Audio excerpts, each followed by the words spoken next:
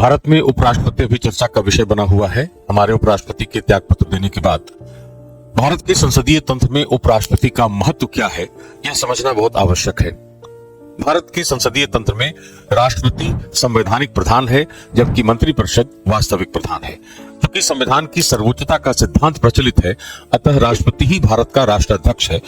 अगर राष्ट्रपति ने त्यागपत्र दे दिया या राष्ट्रपति की मृत्यु हो गई है, ऐसी स्थिति में यदि राष्ट्राध्यक्ष का पद रिक्त हो जाएगा तो राज्य अराजकता की स्थिति उत्पन्न हो जाएगी भारत में। इसी अराजकता की स्थिति से बचाने के लिए देश को हमने उपराष्ट्रपति के पद की प्रेरणा अमेरिकी राज्य व्यवस्था से ली है। इसका अर्थ यह हुआ कि उपराष्ट्रपति का पद एक स्टैंड बाई पोजीशन है, जो राष्ट्रपति की अनुपस्थिति में राष्ट्रपति के पद को धारण करता है। लेकिन चूंकि इस रूप में वह स्टैंड बाई के रूप में वह कार्य कर रहा है, इसलिए न तो उसे उपराष्ट्रपति के रूप में कोई कार्यालय मिला है और न ही उसे वेतन मिलता है।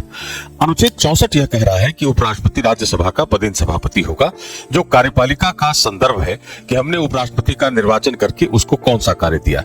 ठीक उसी तरह अनुच्छेद 89 में फिर से वही बात कही गई है कि राज्यसभा का पदेन सभापति होगा भारत का उपराष्ट्रपति।